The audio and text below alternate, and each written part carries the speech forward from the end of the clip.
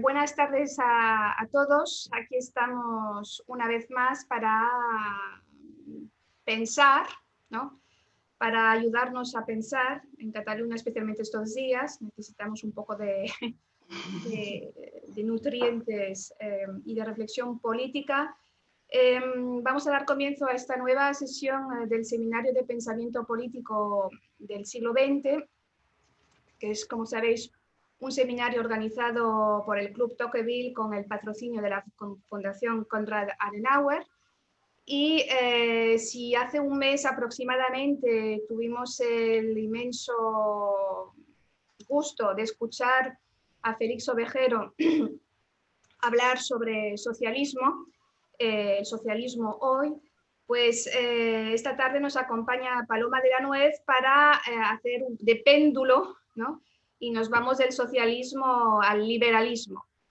Entonces, esta tarde vamos a hablar de liberalismo político con nuestra invitada, Paloma de la Nuez, profesora de Historia de Pensamiento Político, de Historia de las Ideas Políticas en la Universidad Rey Juan Carlos de Madrid.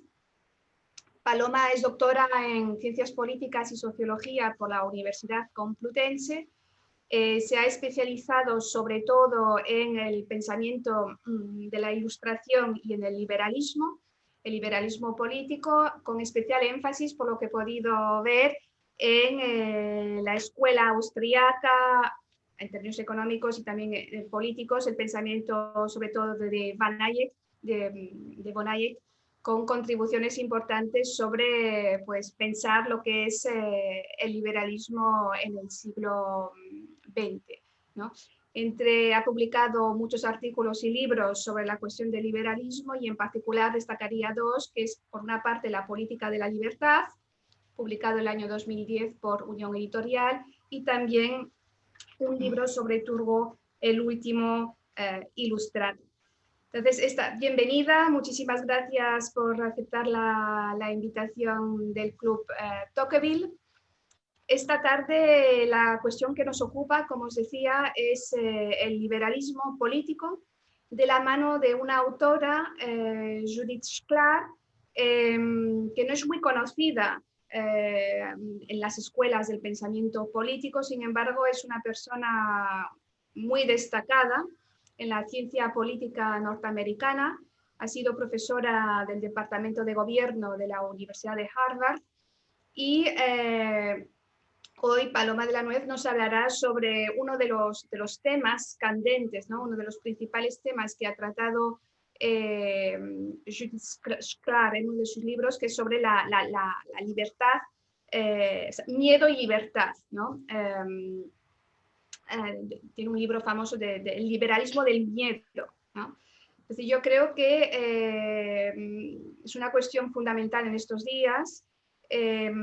Paloma seguramente nos hablará un poco de los fundamentos, ¿no? Del pensamiento de esta pensadora del liberalismo, también supongo cómo encaja, ¿no? En las escuelas del liberalismo de la ciencia política anglosajona y en particular en los Estados Unidos. Como decían, es una autora muy conocida, pero su aportación ha sido fundamental porque de alguna manera ha ido contrarrestando las escuelas dominantes, ¿no? De cómo se ha pensado el liberalismo político en los Estados Unidos. Muchísimas gracias, Paloma. Cuando quieras, gracias. Sí, bueno, entonces se me oye y se me ve bien, ¿no? Gracias. Bueno, en primer lugar quería dar las gracias al Club Tocqueville por haberme invitado a participar, porque con estas sesiones el club demuestra la importancia que concede al pensamiento político, cosa que me agrada especialmente, y creo que también le gustaría mucho a Judith Shklar, la autora de la que vamos a hablar hoy, porque precisamente ella decía que las ideas, las ideologías tenían una gran fuerza e importantes consecuencias. Entonces, conocer las ideas políticas, estudiarlas y analizarlas es realmente necesario. Creo que también le gustaría que el club se dedicara a esta iniciativa porque ella decía que para que la democracia sobreviviera necesitábamos ciudadanos adultos e informados y comprometidos, ¿no? Y yo creo que el club con estas sesiones está contribuyendo a esa tarea. Bueno, voy a intentar en unos 40 o 50 minutos dar por lo menos las pinceladas de lo que es el pensamiento de Judith Shklar, centrándome sobre todo en el miedo, en el liberalismo del miedo, que es por lo que ella es más conocida, pero también veremos otras cosas que me parecen importantes. Bueno, en primer lugar, tú has dicho, Ana, que es verdad que no es muy conocida, pero cada vez está siendo más conocida. Lo que hay, y eso es lo que luego quiero explicar por qué, es un reconocimiento cada día mayor de su obra. Y eso que ella murió relativamente joven, con 63 años, de un repentino infarto, y la obra no está acabada. O sea que, a pesar de que no es una obra acabada, sin embargo, tiene cada vez, como digo, más influencia.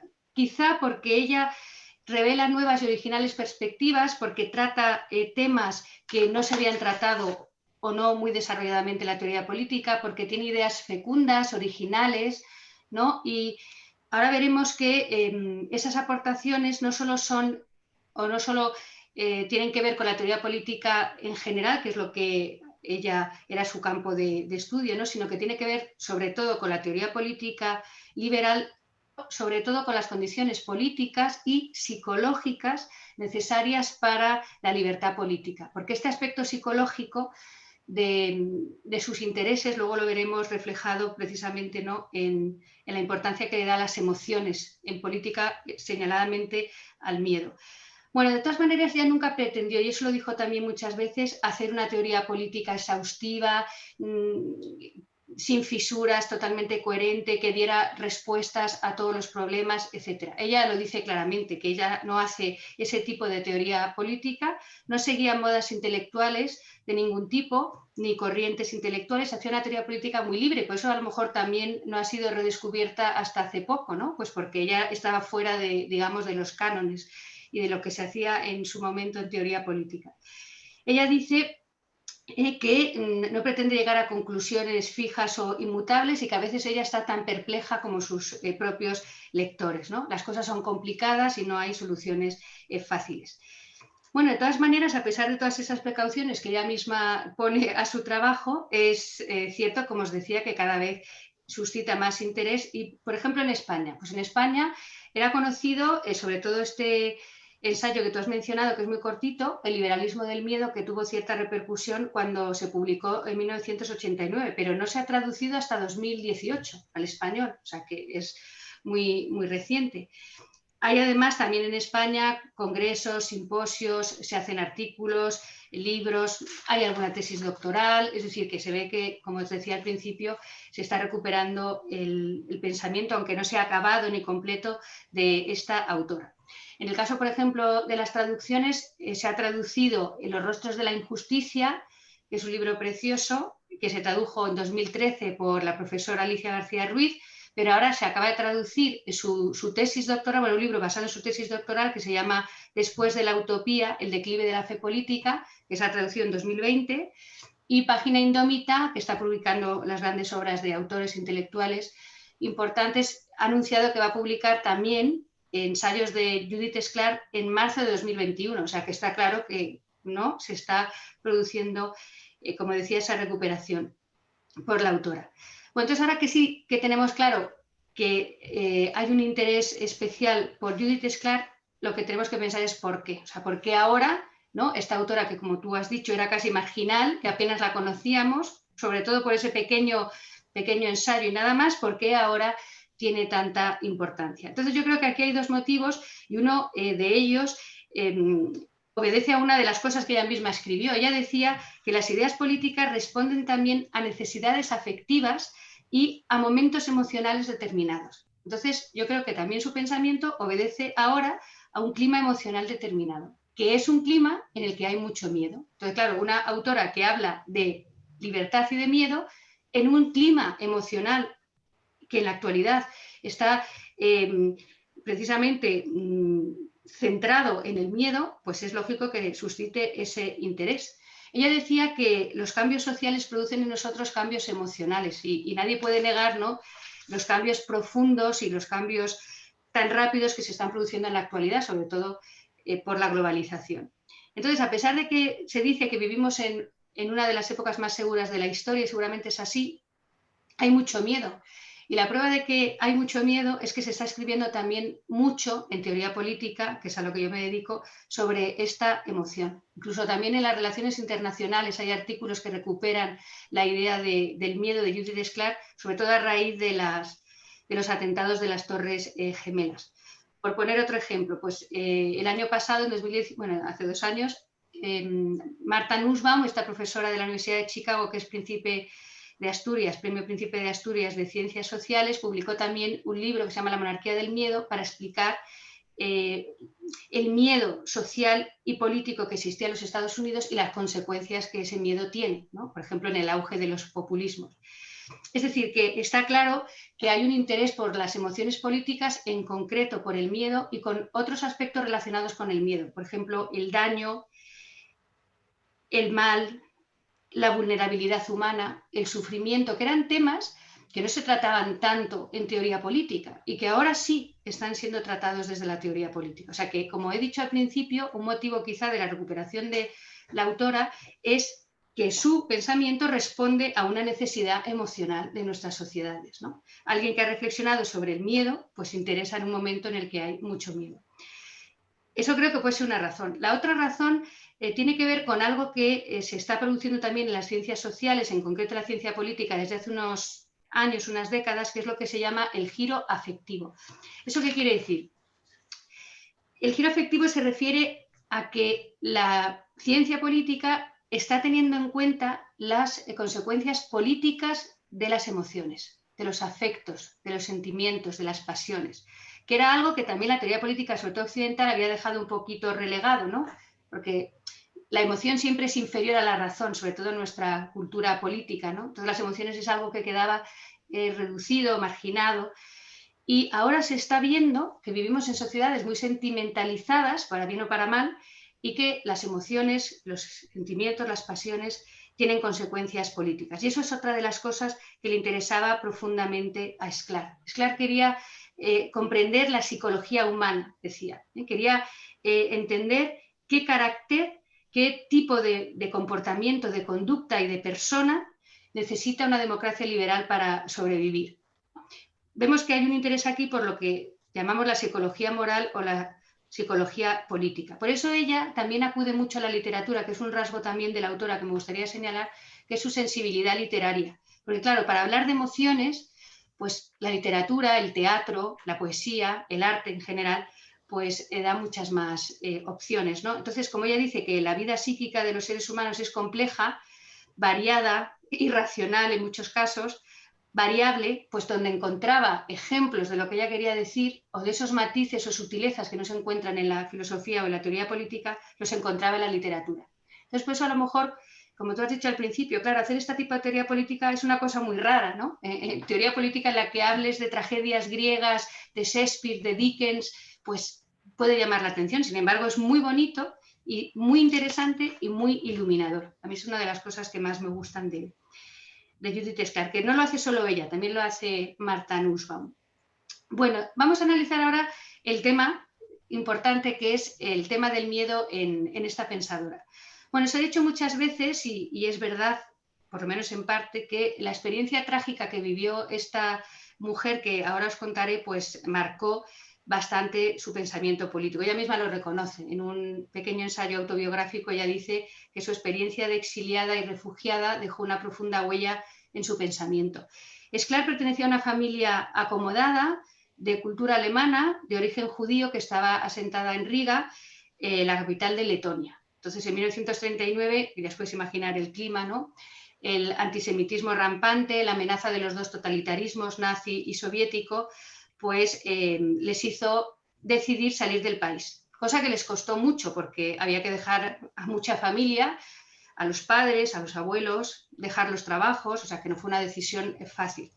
Al final deciden salir, salen desde Suecia, atraviesan la Unión Soviética con el Transiberiano, también pasando todo tipo de penurias y dificultades, hasta llegar a Japón. Y de Japón pasan a Estados Unidos. Pero en Estados Unidos les meten en un centro, digamos, una especie de centro de emigrantes ilegales, donde ella cuenta que sentía el odio y el rechazo de las gentes hacia ella y su familia. Todo esto lo cuento porque evidentemente todo esto tuvo que dejar en ella una huella profunda, ¿no? Y debió pasar mucho miedo.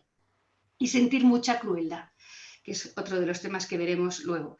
De Estados Unidos consiguen salir gracias a la intervención de un rabino que los saca de allí y se van a Canadá. Entonces se instalan en Montreal, ya ella termina allí sus estudios. Eso lo cuenta ella porque tiene un pequeño, como digo, texto autobiográfico. Y estando en Montreal, bueno, da con un profesor que se da cuenta de su valía y le dice que pida entrar en Harvard, hacer la tesis. Entonces ella va allí, hace la tesis y se quedó como profesora el resto de su vida en la universidad. Hay que añadirle a todo esto que también en circunstancias muy trágicas murió una de sus hermanas, eran 3, antes de salir de Riga para el exilio, y eso también marcó profundamente a la familia. Bueno, esto para que entendáis también un poco que seguramente sus intereses, ¿no?, y su visión un poco trágica de la existencia, sobre todo al principio, tiene pues esta explicación.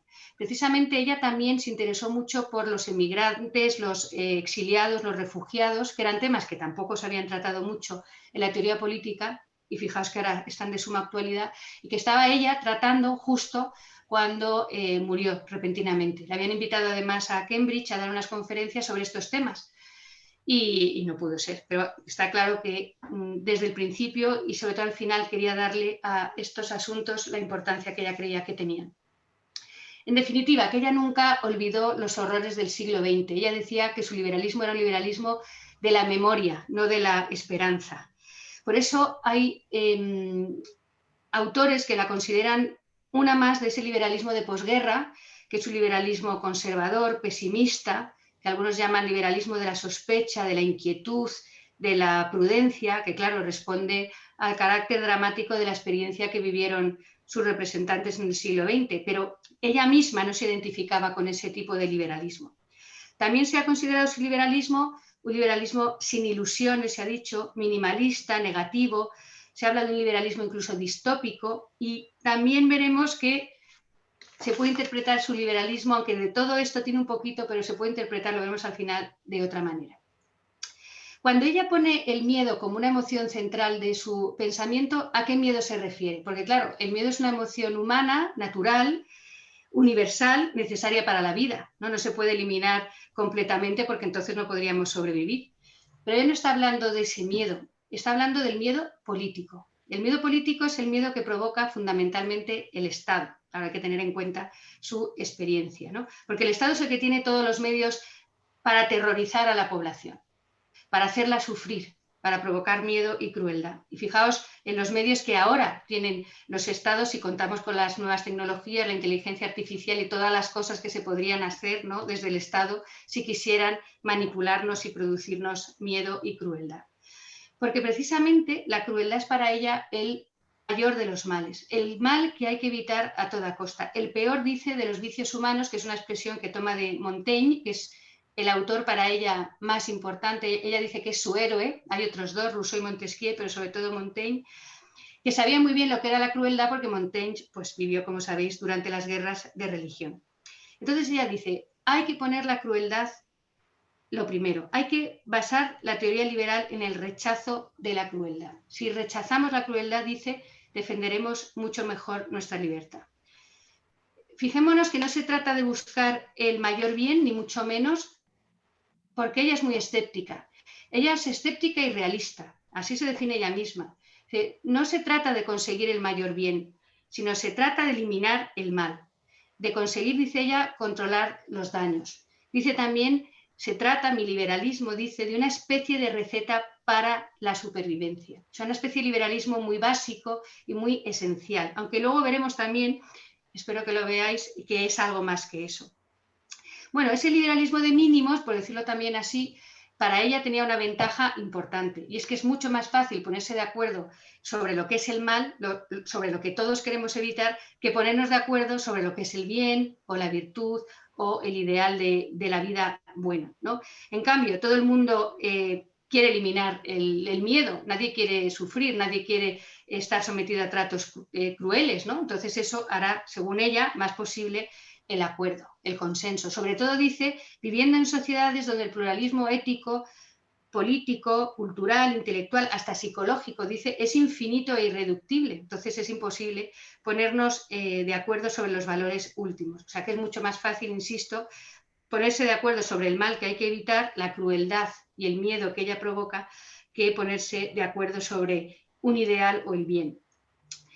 Porque, dice ella, la capacidad de todos los seres sensibles de sentir miedo es una certeza empírica. Y dice, nadie quiere ser sometido, como os he dicho antes, a la crueldad. Nadie en su sano juicio, dice, puede desear la tortura, la violencia, la crueldad o la muerte. Entonces, esta crueldad que para ella es el peor de los males, ¿no? Lo que hay que evitar a toda costa, ¿en qué consiste? Bueno, ella lo dice, da una definición de crueldad. Primero dice que es una ofensa contra la humanidad y luego dice que consiste en infligir deliberadamente un daño físico, pero también psicológico, a una persona o a un grupo de personas más débiles para obtener un fin. Como hemos visto, ella piensa que normalmente el más poderoso, el Estado, es el que provoca esa crueldad como instrumento de dominación y de represión, porque claro, la crueldad suscita miedo y el miedo acaba con la seguridad, con la confianza en uno mismo, con la confianza en los demás, con el bienestar y la felicidad de los individuos y la sociedad. Dice ella que el miedo es incompatible con la libertad, no se puede ser libre si se vive con miedo, el miedo para ella es la peor condición moral. Claro, los que vivimos en regímenes democráticos no experimentamos ese tipo de miedo o incluso terror que aún en muchas partes del mundo siguen provocando los estados que violan los derechos humanos de los ciudadanos, que los torturan o los asesinan. Pero hay otros miedos también dañinos para la convivencia que pueden provocar las autoridades públicas, políticos o funcionarios por acción o por omisión, de muchas otras maneras, incluso también en una democracia. Os voy a poner algunos de los ejemplos que pone ella misma y que me temo que vais a reconocer. Miedos que se dan en la democracia, miedos que pueden existir, miedos cotidianos, digamos, bajo una democracia. Dice ella, hay miedos provocados por la arbitrariedad y los actos extrajurídicos de las autoridades públicas.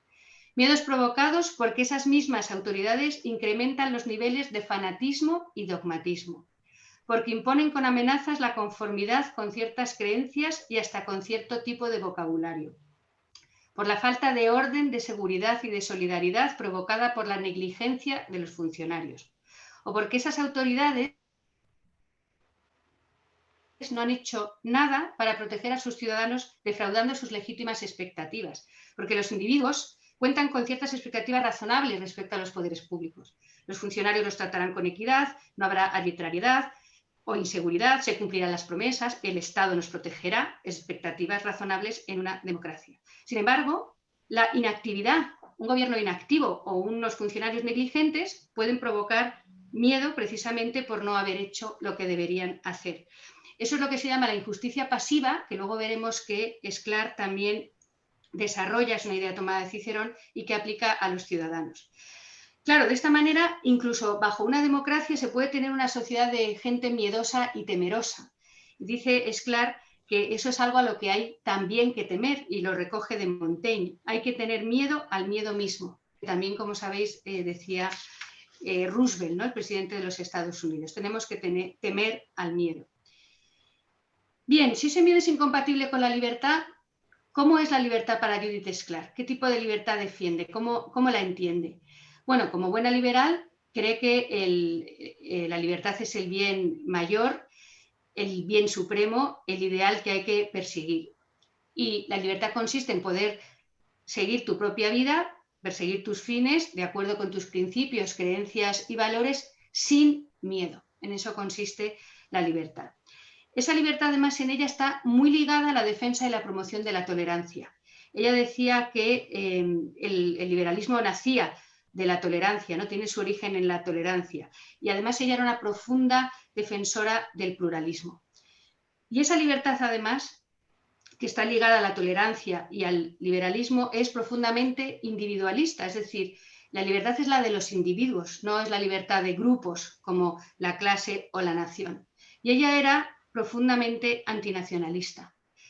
Ella recelaba de todas las ideologías que sometían al individuo, al grupo o a la comunidad, que le exigían una lealtad excluyente, que rechazaba el pluralismo y que en ocasiones, decía ella, abocaba a la irracionalidad y a la xenofobia, a orgías de xenofobia, escribe, literal. Ella precisamente insiste en lo diverso y lo heterogéneo que son el Estado y las sociedades, y cree que lo que se necesita es más sentido de la obligación política al Estado de Derecho y a la justicia que lealtades de grupo. Todo lo que sonara a políticas identitarias, a identidades nacionales, le producía un profundo rechazo. Cito unas breves frases de ella. Que no puede haber ningún modo de controlar a las autoridades que afirman ser la voz del pueblo y su espíritu, y no solo porque ellos afirman revelar un alma popular oculta, sino porque lo hacen de un modo que no está sometido a ninguna revisión. Asimismo, ella recuerda que la historia del nacionalismo no es muy alentadora, que se diga, y que el liberalismo es y ha sido siempre cosmopolita. De hecho, como su liberalismo se basa en una emoción universal, que es el miedo, porque todo el mundo siente miedo y sabe lo que es sentir miedo, ella piensa que precisamente por basar el liberalismo en una emoción universal, su liberalismo puede ser cosmopolita. Bien, ese miedo del que habla Judith Shklar, que hay que evitar y que es producto generalmente de la crueldad en todas sus manifestaciones, ¿no? Tiene que ver también con algo que es interesante en ella, que es la teoría de la injusticia. Y digo injusticia a propósito porque es una teoría de la injusticia. Ella dice que vivir con miedo es también injusto, y es muy injusto que las autoridades nos hagan vivir con miedo por su negligencia o por su actuación. Dice, es injusto provocar en las víctimas determinados sentimientos como el miedo, la ira, la frustración o el resentimiento. Porque claro, tener que vivir con un miedo que te ha provocado el poder, por lo que sea, es sumamente injusto, porque el miedo además está encadenado con otras emociones negativas, como ya dice, la frustración, el resentimiento, la ira, y vivir con esas emociones pues es muy difícil, y hace muy difícil, si no imposible, un proyecto de vida feliz. Sin embargo, ella cree que las teorías de la justicia tradicionales, convencionales, no se han preocupado por esto, no se han preocupado por los sentimientos de injusticia, que ella cree que el sentimiento de injusticia es previo a cualquier reflexión teórica y que es un sentido moral también común y universal. Porque ella dice que cuando experimentamos que algo es injusto, lo sabemos inmediatamente. Dice que es una experiencia directa, emocional, que todos reconocemos. Todos sabemos lo que es sentir que algo es injusto. Pero la idea convencional de la justicia no entiende las cosas así. Entiende que lo injusto es lo que infringe la justicia normal. Y se pone más énfasis en el que viola la justicia que en el que padece la injusticia. Además, puede haber con una justicia formal, abstracta, legalista, como dice ella, también puede seguir habiendo daños que no se reparan. Por ejemplo, puede haber discriminación aunque existan buenas leyes. Por eso ella no cree tanto en una justicia formal y abstracta como buscar acercarse a la realidad de seres humanos concretos y a sus sentimientos particulares, en concreto a los sentimientos de injusticia. Pero además, ella también acusa a esa justicia normal, legal, abstracta, tradicional, convencional, que tampoco se ha preocupado de los que sufren la injusticia, que no se ha preocupado de las víctimas, que este es otro de los aspectos más conocidos de la obra de Judith Shklar, la importancia que da a escuchar a las víctimas. Ella dice que la democracia nunca debería ignorar el sentido de la injusticia, que es la forma en la que los individuos perciben la vulneración de sus derechos. Entonces, hay que escuchar a las víctimas. Dice, porque la manera en la que los ciudadanos perciben sus desdichas no puede ser ignorada. Dice que si ignoramos el sentimiento de injusticia de las víctimas, eso supone un peligro incesante para la sociedad. Pero no solamente se trata de abordar las causas que producen el sufrimiento de las víctimas, sino de entender cómo ellos o ellas perciben el sentimiento de injusticia, cómo autoperciben ser víctimas, porque dice que eso nos da una perspectiva nueva sobre la justicia, porque con esa percepción de las víctimas aprenderemos mucho sobre la injusticia. Dice que el etos democrático implica ser considerado con los sentimientos de los demás, que el sufrimiento, dice, no es solo un fenómeno psicológico, sino también político. Por eso afirma, nos iría mucho mejor si nos tratáramos como seres que sienten. Esto no quiere decir que idealice a las víctimas o que por ser víctimas, lo dice así claramente, las víctimas tengan siempre razón. Eso no es lo importante es escuchar sus voces y atender a su sentimiento de injusticia. Es decir, ella siempre quiere que veamos las cosas desde las perspectivas desde las que nunca las hemos visto. Las víctimas, los emigrantes, los refugiados, los exiliados, ¿no? En ese sentido, pues quiere hacer una teoría política, como os decía al principio, novedosa, original o diferente, que se ha quedado inacabada, como os decía, por su repentina muerte. Ahora bien, estas víctimas son víctimas, hemos estado considerando sobre todo que son víctimas del miedo político, pero hay otros miedos que no son solo políticos y que también producen víctimas. Por ejemplo, ella dice que hay víctimas en el mercado. Las desigualdades sociales y económicas también tienen consecuencias negativas. Dice, no se tiene la misma idea de la justicia estando arriba o abajo de la jerarquía social. Todo lo que distancia a unos ciudadanos de otros, dice también, favorece la crueldad. Y como vivimos en sociedades cada vez más polarizadas, donde cada vez estamos más aislados unos de otros, dice ella, en esas situaciones es más fácil que cunda la crueldad, el desprecio, la humillación o la indiferencia, que son también formas de crueldad. Es decir, el miedo y la injusticia se puede también sufrir como consecuencia de las desigualdades que existen en el mercado. Por eso ella no es neoliberal y por eso ella critica a los neoliberales. Ella estudió mucho a Hayek y a otros autores neoliberales, reconoce que son autores interesantes e importantes, pero no comparte su visión economicista del liberalismo y desde luego no comparte su idea del mercado. Porque ella dice que los neoliberales consideran que lo que ocurre en el mercado no son injusticias, son desventuras, calamidades. Nadie es responsable de que a alguien le vaya mal en el mercado, porque el mercado no es nadie, es un proceso, no es una persona que decide quién triunfa y quién fracasa. Entonces ella dice que los neoliberales entienden que estas situaciones que la gente vive como injustas, en realidad son casi como calamidades naturales y que no se puede hacer nada contra eso. Claro, ella se niega completamente a identificar injusticias con calamidades y desventuras. Esa identificación dice que está hecha para no asumir nuestras responsabilidades. Dice, hombre, claro que hay calamidades, fenómenos a lo mejor de la naturaleza que son irremediables, pero se pueden hacer cosas, se pueden paliar los efectos negativos de estos accidentes a lo mejor de la naturaleza, o se podría haber evitado, si se hubieran hecho las cosas bien, que se llegaran a ciertos extremos. Entonces ella cree que eso también pasa en el mercado, que lo que los neoliberales piensan que son, como digo, pues efectos casi naturales, ¿no?, de los que no se puede hacer prácticamente nada más que resignarse, pues ella dice que muchas veces eso se podría reducir o paliar. ¿Cómo? Pues con la intervención del Estado. Entonces, claro, por eso su liberalismo ha sido también considerado muchas veces un liberalismo con tintes socialdemócratas, porque ella, por ejemplo, dice que en el mercado, cuando uno se queda en el paro o tiene unas expectativas pues, difíciles sobre su futuro, pues se siente inseguro y se siente también cruelmente tratado por el mercado, porque sus expectativas legítimas, dice ella, siempre dice legítimas, no se han visto satisfechas.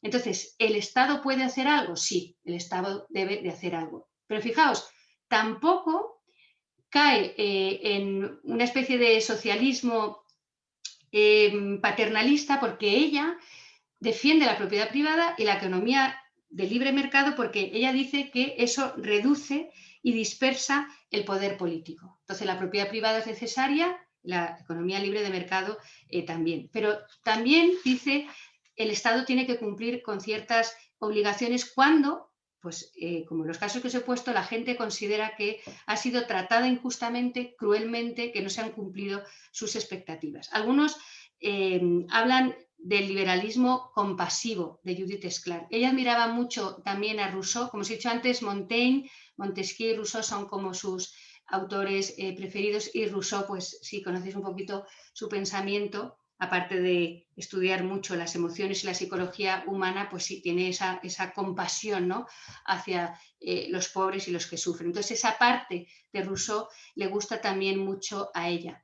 Como os he dicho antes, siempre le interesaban los excluidos, las víctimas, los humillados, los marginados, ¿no? Y en concreto, por ejemplo, ella estudió el caso de los negros en los Estados Unidos porque ella estaba muy interesada en la historia de Estados Unidos, en concreto de cómo la esclavitud había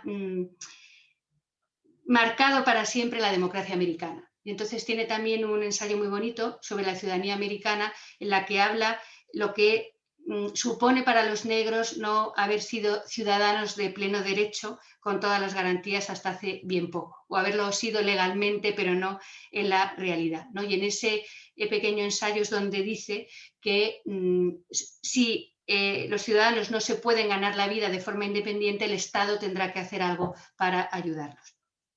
Bueno, entonces hemos visto que hay un miedo, digamos, de origen político, un miedo de origen económico, por decirlo así, pero hay otro miedo que es el que yo quería desarrollar un poquito más y ya enseguida termino, porque tengo aquí el reloj delante, que es el miedo suscitado, fijaos, por la indiferencia de los ciudadanos. Es decir, los ciudadanos que pudiendo hacer algo para remediar esos males, no hacen nada. Es lo que os he dicho antes, que ella llama la injusticia pasiva, que es una idea que recoge de Cicerón. Porque ella dice, en la lucha contra la injusticia no solo es suficiente la ley y las instituciones, que evidentemente son muy importantes, sino que es especialmente relevante el carácter, la conducta y el comportamiento de los ciudadanos. Ella afirma que aunque tenemos todos la capacidad de sentir el dolor ajeno, dice que la mayoría de nosotros somos indiferentes a las desgracias de los demás y preferimos no hacer nada. Dice que nuestra empatía en las sociedades democráticas actuales está atrofiada, así de tajante. Y esto es grave, dice, porque el ciudadano indiferente que observa pasivamente la humillación y el desprecio e ignora las reclamaciones de las víctimas causa un gran mal. Esta conducta, dice ella, es una falta cívica, un vicio. Ya hemos visto que ella antes hablaba de mal en vez de bien, de injusticia en vez de justicia, pues ahora habla de vicios en vez de virtudes. Tiene un libro también muy recomendable que se llama Los vicios ordinarios, que estaba ya traducido al español, de 1984, en el que reflexiona sobre estas cosas, ¿no? Entonces ella lo que quiere decir es que sin una ciudadanía comprometida que no sea responsable, nuestras democracias no van a sobrevivir. Que no podemos renunciar a nuestras obligaciones democráticas queriendo disfrutar de sus beneficios sin hacer nada para mantenerla. Siguiendo a Cicerón, como hace ella, en una frase también bastante fuerte del Romano de la República, dice: quien no evita o se opone a lo malo cuando puede hacerlo es también culpable.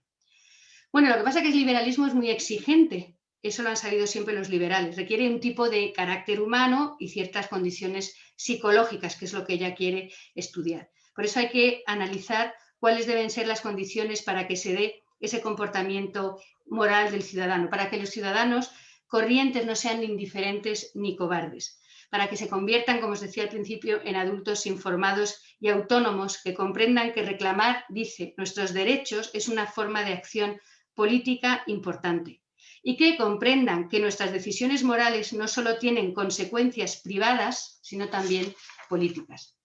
En este sentido, nos recuerda que no solo la educación, sino también el gobierno, las leyes y las instituciones moldean el carácter de sus ciudadanos. Por ejemplo, lo que deciden los tribunales, pues constituye también una lección de educación cívica. Y no se trata, dice, de convertirse en héroes, porque ninguna democracia sana afirma puede exigir eso a los ciudadanos, que se conviertan en héroes. Pero ella cree que cada uno puede hacer pequeñas cosas, pero que son cosas importantes. Dice, es cierto que muchas veces dejamos que se produzcan situaciones injustas en nuestra vida cotidiana simplemente por no hacer nada, por no molestarnos, para evitar situaciones incómodas, etc. Sin embargo, dice, para la democracia de todos los días, a mí esta frase me encanta, cada pequeña cantidad de decencia política cuenta. Yo siempre les digo a mis alumnos, en una asignatura que daba que se llamaba Historia de los Movimientos Sociales, que muchos de estos movimientos sociales que han conseguido grandes logros y grandes avances en la historia de la humanidad empezaron por muy poca gente, en algunos casos poquísimos, ¿no? Que se reunían y que se comprometieron y que se sacrificaron por unos ideales que además muchas veces ellos ni siquiera pudieron disfrutar en vida, sino que los disfrutaron los que vinieron después, muchas veces sin reconocer el esfuerzo y los sacrificios de toda esa gente, sino dándolos como cosas por supuestas, ¿no? Pensamos, por ejemplo, en el movimiento de los abolicionistas o en el de los derechos civiles o las sufragistas, ¿no? Porque, aunque es cierto, y Esclar lo sabía muy bien, que el miedo es contagioso, pues como leí una vez a un denunciante de la corrupción, ahora que está aquí una representante de la Fundación Hay Derecho, la valentía también es contagiosa, afortunadamente. En fin, ya termino. Como conclusión, bueno, pues yo creo que al final ese liberalismo minimalista, ¿no? Ese liberalismo a lo mejor un poco triste, que puede parecer el de Judith Shklar, al final alberga creencias morales y reclama por ello reformas y activismo. O sea, es escéptica, pero al final, como os acabo de decir, con esa reclamación a la ciudadanía de responsabilidad, con ese horror hacia la crueldad, pues están también dejando ver cuáles son sus preferencias morales. Por eso ese liberalismo suyo puede ser radical, no solamente no es conservador, es un liberalismo oscuro de posguerra, sino que puede ser precisamente un acicate para renovar el liberalismo, que es algo que yo creo que ahora es muy necesario. Ella pensaba que la democracia y el liberalismo eran inseparables, decía una frase muy graciosa, que eran un matrimonio fiel y monógamo, quizá de conveniencia, pero que tenían que convivir juntos, ¿no? Ya creía que la democracia tenía que ser, dice así, salvada para el liberalismo. ¿Por qué? Pues porque la democracia liberal, decía ella, es el régimen menos cruel de la historia, el que más ha conseguido minimizar el miedo político, gracias en gran parte al Estado de Derecho, a la protección de los derechos humanos, a la justicia independiente y a la división de poderes. De su admirado Montesquieu, que hemos dicho antes, es también uno de sus grandes mentores, ¿no? Ella tiene un libro también sobre Rousseau y otro sobre Montesquieu. Bueno, pero también advertía que la libertad es un bien precioso pero frágil, que nunca debe darse por supuesto, que en realidad dice la civilización es una capa muy fina y debajo siguen estando la crueldad y la violencia que nunca podrán erradicarse del todo. Recordaba también que la historia del liberalismo mostraba que el liberalismo había sido algo relativamente reciente y que se ha dado en pocas partes y nunca completamente. Llegó incluso a decir en este ensayo de 1989 que cualquiera que pensara que el fascismo estaba muerto y enterrado, fuera cual fuera su apariencia, debía pensárselo 2 veces. Y eso está escrito en 1989. Por eso, como hemos visto, ya con esto termino, se necesitan buenos ciudadanos. Y en esto, por cierto, también me gusta señalar que coincidía con Alexis de Tocqueville, que sabéis que estaba preocupado porque las democracias, los ciudadanos, se hicieran demasiado individualistas y pasivos y no participaran y no se comprometieran. Shklar pide una ciudadanía que respete a los adversarios, que no insulte ni incite al odio, que vigile que las normas de la justicia se cumplan, que obedezcan a las leyes y a las sentencias y que respeten las instituciones y a las personas que lo representan. Es decir, ciudadanos vigilantes frente a la arbitrariedad y el abuso del poder, que es lo que siempre han defendido los liberales. Muchas gracias. Me he ceñido, creo que bastante bien al tiempo. Muchísimas gracias, Paloma. Interesantísima intervención. Yo creo que todos los que participamos en este seminario ahora mismo, pues nos has trasladado, sumergido en la realidad política, no de la posguerra, sino de la actualidad, ¿no? Realmente. Ahora vamos a hacer damos la palabra, digamos, a los participantes para que planteen sus preguntas.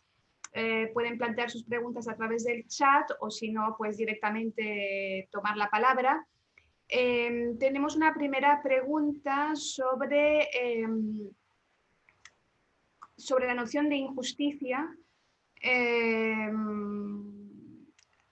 O sea, ¿qué diría la autora, o sea, Judith Shklar, en relación a la idea de injusticia, observando algunos fenómenos en nuestra realidad política? Vivimos en democracia, pero estos fenómenos que se están observando en la actualidad, pues de limitación de la información o de intento de limitación de la información. Aquí nuestro participante pone vulneración de la propiedad privada, es decir, la legalización de la ocupación. O sea, ¿cuál sería su mirada, a tu parecer, sobre estas cuestiones? ¿Contesto ya?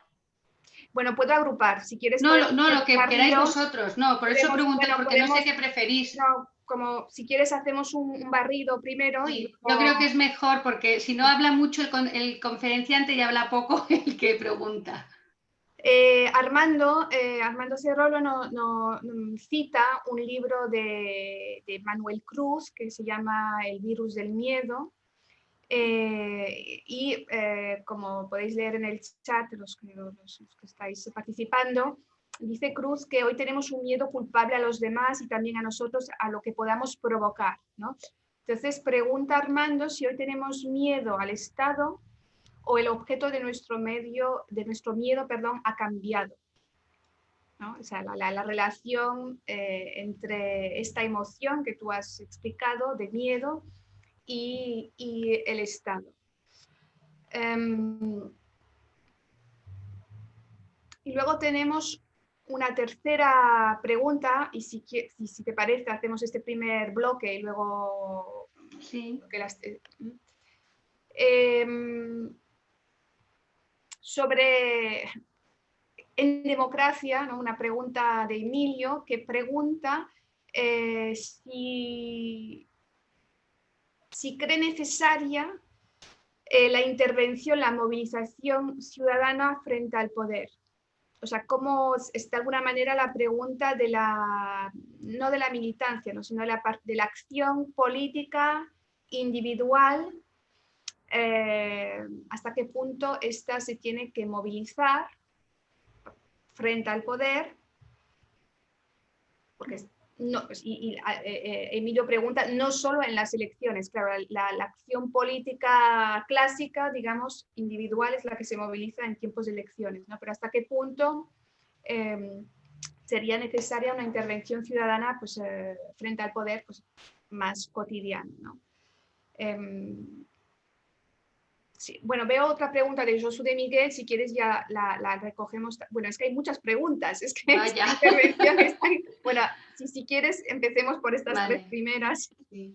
Bueno, pues si hay muchas preguntas que por un lado me alegra, pero por otro no sé si podré contestar. Bueno, pues si puedes eres nuestra invitada, puedes seleccionar. No, hombre, pero yo sé que la gente también querrá hablar y participar. Vamos a ver, la primera... El otro día leyendo cosas sobre Judith Esclar, leí a alguien que decía que ella estaría horrorizada, palabras textuales, si viera la situación de las democracias liberales en la actualidad, ¿no? La crisis de la democracia liberal.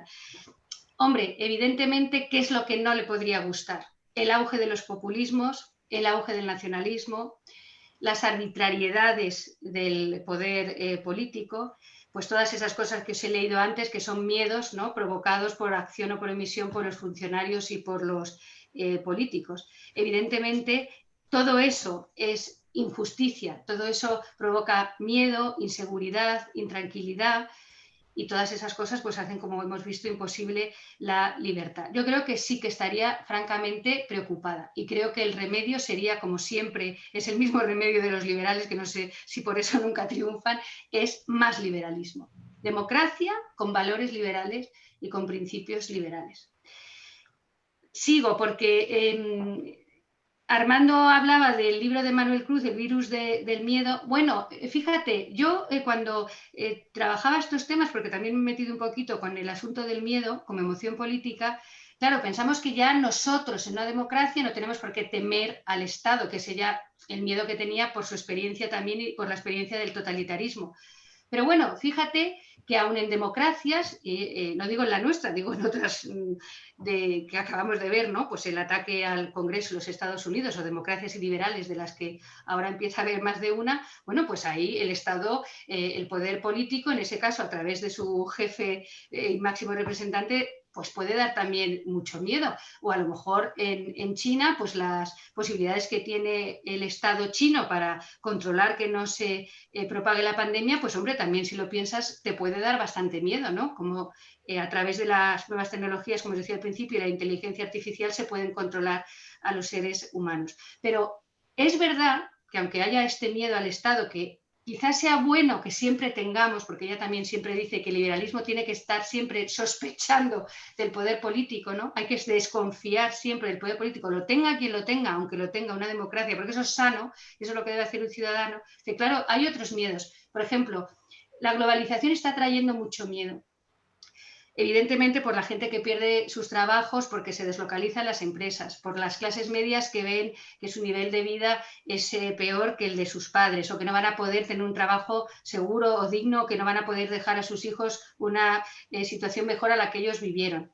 Miedo también a los emigrantes, a la mezcla de culturas, también al feminismo, a las reclamaciones pues, de grupos, de diferentes identidades, colectivos. Eso también provoca mucho miedo. Eso lo dice Martha Nussbaum, por ejemplo, en el caso de los Estados Unidos. Bueno, no digamos ya miedo al terrorismo internacional, miedo al cambio climático. O sea, ahora hay un montón de motivos por los que podemos sentir miedo. Y aunque, como os decía al principio, Steve Pinker, sabéis que tiene un libro que va totalmente en contra de esta visión tan negativa, dice, no, pero si vivimos la mejor de los mundos posibles, ¿no? Como decía Leibniz, pero vivimos la mejor de la época más segura de la historia, hay mucho miedo. Y claro, si la gente percibe y siente ese miedo, pues habrá que hacer algo con eso, porque como dice Judith Sklar, ese miedo tiene consecuencias muy peligrosas.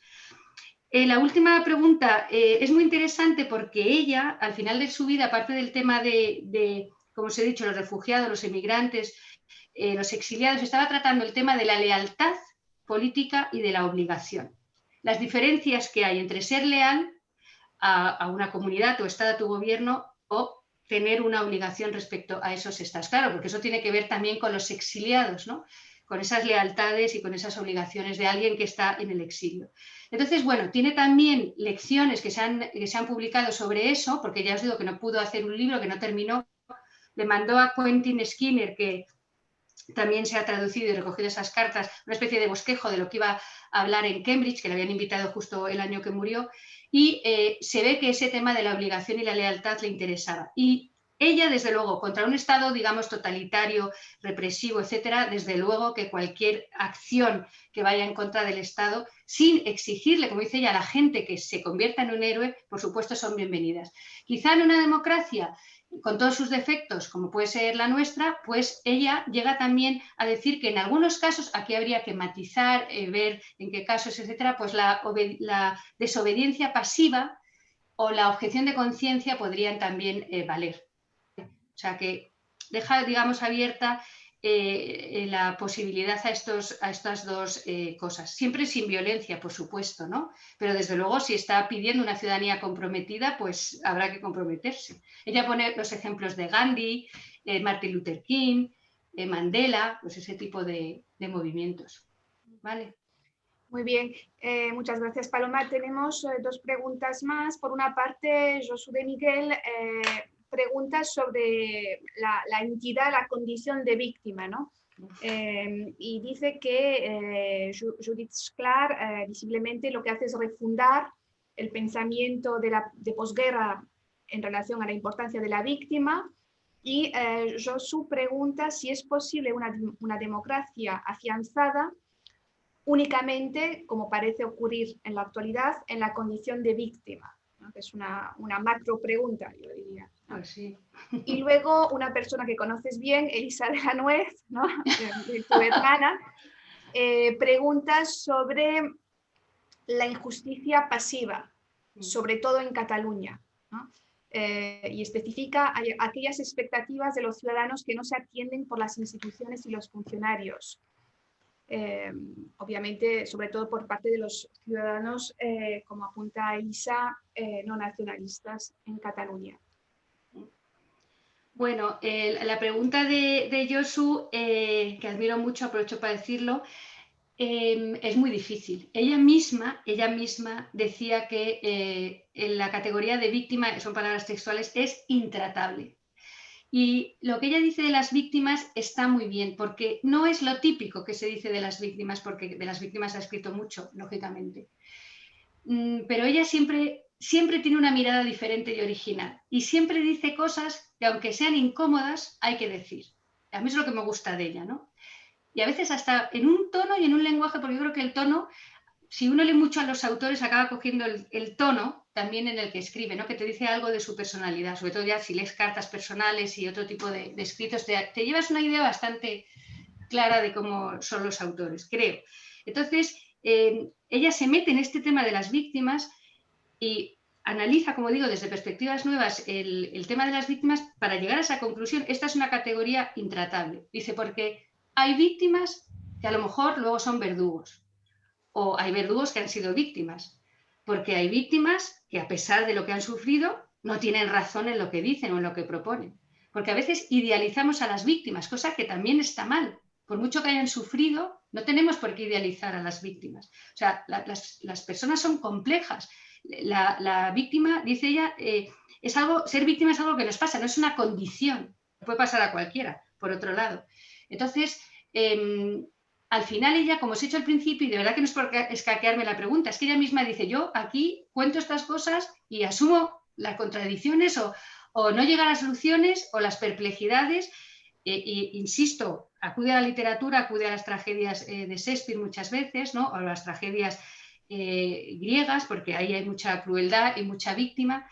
Y al final, pues, ¿qué saco yo de lo que ella dice? Pues que sean las causas que sean las que hayan provocado que existan víctimas y sean como sean las víctimas, hay que escucharlas siempre, porque esa perspectiva que no solemos tener en cuenta, que es ver la justicia desde su perspectiva, es algo que añadimos a todo nuestro concepto de la injusticia. No es la única perspectiva, pero hay que tenerla en cuenta y no se ha tenido en cuenta normalmente, ¿vale? Esta idea de Judith Esclar, además, ha tenido mucha repercusión, aunque sea indirectamente, bueno, no solo la reflexión de ella sobre las víctimas, sino de otros autores, sobre sentencias de tribunales internacionales, porque el concepto de la víctima ha cambiado, ha evolucionado, yo creo que para bien, y muchas de las cosas que sentencias de tribunales internacionales de derechos humanos están diciendo sobre las víctimas tienen muchísimo que ver con lo que decía Judith Esclar. Además, ella tenía una sensibilidad hacia estos temas, una compasión que se ve también profundamente reflejado en sus escritos, que muchas veces también dice, es que las víctimas no es que no las escuchemos, es que ellas no hablan. No es que no las queramos escuchar, es que no hablan ni siquiera, o sea, no comunican su sufrimiento, porque no pueden, porque piensan que no sirve para nada, porque nadie les escucha, porque son víctimas de colectivos que no se tienen nunca en cuenta. Entonces ella lo que hace es reclamar esa perspectiva, pero tampoco caer en la victimización, ni en la idolatría de las víctimas, ni en convertirnos a todos en víctimas de cualquier cosa. Es mucho más serio y mucho más profundo. Y a mi querida hermana Elisa no hay que contestarle porque lo que pregunta no es una pregunta, no es casi pues algo que yo por eso había escogido las frases de Judith Esclar aludiendo al miedo que producen los funcionarios o los políticos que bien por acción o bien por omisión no hacen lo que deberían hacer y no cumplen con las expectativas de los ciudadanos. Claro, uno siempre piensa que eso también pasa en la universidad. Yo no digo nada, yo no hago nada y bueno, pues no pasa nada. Pues sí, sí que pasa. Si todo el mundo hiciera eso, que es lo que al final hacen casi todos, pues acaban ocurriendo las cosas que ocurren. Pero si poco a poco, como decía esta denunciante de corrupción, si la valentía es contagiosa, si poco a poco uno va haciendo lo que debe hacer, pues seguramente más gente se uniría a eso. Si no pasas por ciertas cosas, seguro que otros tampoco pasan por ellas. No, yo desde luego, ella lo decía, la arbitrariedad, el abuso de poder, claramente son injusticias que se pueden dar en las democracias liberales. Por eso tenemos que estar vigilantes para que eso no ocurra y reaccionar. No sé si le he contestado a la señora de la nuez. Muchas gracias. Muchas gracias, Paloma. Yo aprovecho que tengo el papel de moderadora esta noche para plantearte también, a mí me suscita una pregunta el pensamiento de Judith Esclar, también relacionado con esto último que comentabas, ¿no? Sobre esto de la injusticia pasiva. Es un poco el vínculo con un poco la idea que explicó Ulrich Beck, el sociólogo alemán, sobre la sociedad del riesgo, ¿no?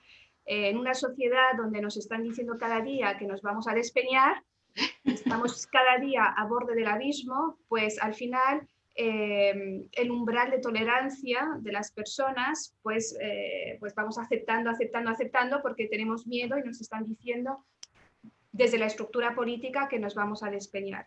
Entonces, te quería preguntar, porque claro, sociedad del riesgo tiene que ver con el miedo, ¿no? Las Sí, sensaciones, sí. las emociones. Te quería preguntar, ¿cuál es el umbral de tolerancia al miedo, ¿no? En democracia?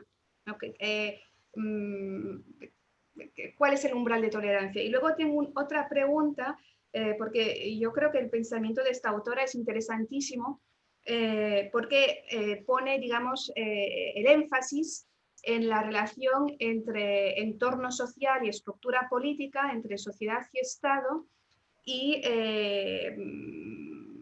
qué pasa, digamos, cuando hay miedo al Estado. Entonces, mi pregunta es si en democracia nos damos con esta coyuntura, cómo se legitima la acción pública, ¿no? Porque el pacto de inicio es un pacto de confianza. O sea, yo renuncio a mi libertad, tu Estado ejerces la autoridad, pero a cambio me tienes que dar al menos la seguridad, ¿no? Y esta seguridad ha ido evolucionando. Claro, en un contexto donde estamos hablando, porque en las dictaduras ya sabemos que con la Sí, sí, sí, represión sí, sí. legitimarás tu acción, bueno, de alguna manera, ¿no? Pero en democracia, donde esto no es así, claro, ¿cómo se legitima la acción pública? Vale. Mira, Gracias. voy a empezar, ya está, sí, voy a empezar por la segunda, luego a ver que no se me olvide la primera, porque, a ver, si te he entendido bien, que yo creo que sí. Claro, el Estado tiene que evitar que sintamos miedos injustificados. El Estado tiene que evitar el sufrimiento, el daño y la crueldad. Pero para hacer eso, el Estado tiene que usar el poder, ¿no? Entonces ella dice, la única justificación para que el Estado utilice el poder y para que no obedecer las leyes, por ejemplo, nos provoque miedo, la única justificación es evitar un miedo y una crueldad mayor. Eso se ha visto como una incoherencia. Ella recurre a Montesquieu y dice, bueno, Montesquieu, según ella, fue de los primeros que dijo que las instituciones tenían que evitar el miedo y las leyes, el miedo de los ciudadanos. Pero claro, para evitar la crueldad de otros, el Estado tiene que utilizar el poder y el poder se sostiene también en el miedo que provoca, ¿no? Te tiene que provocar miedo porque si no a lo mejor no obedeces. Pero la única justificación, dice ella, de que el Estado utilice el poder que tiene para provocar ese miedo es evitar un miedo y una crueldad mayor. Por supuesto, dentro del Estado de Derecho, tribunales independientes, respeto a los derechos humanos, todo eso se da por hecho. Pero sí, es una contradicción si quieres, tienes que darle al Estado el poder de provocarnos miedo para evitar una crueldad y un miedo mayor. Eso se ha dicho también sobre su pensamiento en alguna ocasión. No sé si te contesto, pero es un poco lo que ella misma dice, o sea, evitar una crueldad mayor. Para eso le damos al Estado el monopolio legítimo de la violencia. ¿Para qué le damos al Estado ese monopolio? Pues para que no te asesinen, ¿no? O te violen por la calle, ¿no? Pues para evitar una crueldad mayor tienes que darle al poder político pues también el poder de dar miedo, ¿vale? Lo otro que has dicho también es muy interesante porque Ulrich Beck, por supuesto, la sociedad del riesgo tiene muchísimo que ver con el miedo. Y fíjate, como hemos dicho antes, el tema del miedo es que está también de muchísima actualidad. Bauman tiene también, ya sabéis que en Bauman todo es líquido, ¿no? Pues también tiene un libro que se llama El miedo líquido. Bueno, porque están siempre reflexionando sobre cómo puede ser que en sociedades tan avanzadas y seguras, etcétera, tengamos tanto miedo. Entonces, bueno, pues ahí tiene también mucho que ver los medios de comunicación, eso también está estudiado, ¿no? Los medios de comunicación, evidentemente, pues cuanto más emoción y más miedo, pues más venden, porque la cosa es así, más público se atrae. Entonces, claro, todos los días te levantas, lees el periódico, escuchas la radio y ¿qué sensación tienes? Que vives en un mundo lleno de peligros, ¿no? Entonces eso, todos los días de tu vida, más ahora la pandemia, pues va provocando un sentimiento de miedo en todos los ciudadanos. Tú me preguntas cuál es el umbral del miedo. No hay una respuesta porque ella misma te dice, mira, la psicología humana es muy compleja, muy variable, muy racional. El umbral de miedo tuyo a lo mejor no es el mío. Hay miedos a lo mejor que para ti son absurdos y para mí son miedos profundos contra los que no puedo hacer nada. Y luego otra cosa que también se le ha criticado a ella, que también es un punto que tiene que ver con todo esto, bueno, es que ella ve el miedo como algo que te abate completamente. O sea, ella ve el miedo como algo que te deja hundido, que también es verdad, ¿no? O sea, sobre todo cuando ha sufrido crueldad extrema. Pero hay autores que dicen que el miedo también puede ser un revulsivo para hacer algo que si no, no harías. O sea, cuando ya no hay más remedio, porque no puedo vivir con este miedo, no quiero vivir así, no merece la pena vivir así, no puedo ser libre con este miedo, me levanto contra lo que me produce ese miedo. Entonces puede ser no solo algo que te abata, sino que te produzca, que te haga reaccionar. Vale, pero yo, la idea que yo tengo de ella es que la visión que tiene del miedo es más bien de abatimiento, de desolación, de... Ella creo que alguna vez utilizó de abandono existencial. O sea, duro, ¿no? Profundo. Bueno, no sé si te he contestado, pero es que son preguntas complicadas y difíciles. Muchísimas gracias, Paloma. No sé si hay alguien más que quiera hacer una pregunta a través del chat o directamente. Sería el momento. ¿Nadie más? Voy a verificar el chat. No. Pues si no hay más preguntas, solemos ser como muy germánicos. Intentamos ser puntuales para empezar y también para acabar, para no, digamos que las familias puedan ocuparse de sus asuntos. Muchísimas gracias, Paloma. Yo, desde luego, me has suscitado un enorme interés. O sea que Judith Shklar, sin duda, leeré sus escritos porque realmente creo que... Merece mucho la pena, merece mucho la pena. Exactamente, sí. Sobre todo en los tiempos que vivimos, ¿no? Este enfoque, ¿no?, de la cuestión, pues aunque haya sido escrito después de la guerra, etcétera, pero no obstante yo creo que realmente nos puede aportar bastantes respuestas, ¿no? Muchísimas gracias, por lo tanto, por haber aceptado la invitación del Club Tocqueville. Muchísimas gracias también a los participantes a este seminario de pensamiento político. Yo creo que realmente cada sesión que tenemos pues es como decía al principio, como un alimento para, no sé si para el alma, pero al menos para nuestras cabezas, ¿no?, para ir pensando. Agradecer de nuevo el patrocinio de la Fundación Konrad Adenauer, sin la cual pues esto a lo mejor no sería posible, y emplazaros a seguir las actividades del club a través de los canales habituales, la página web, YouTube, Twitter, en fin, hacemos todo lo que podemos y haremos más si Dios quiere, ¿no? Muchísimas gracias a todos y buenas noches. Muchas gracias, muchas gracias.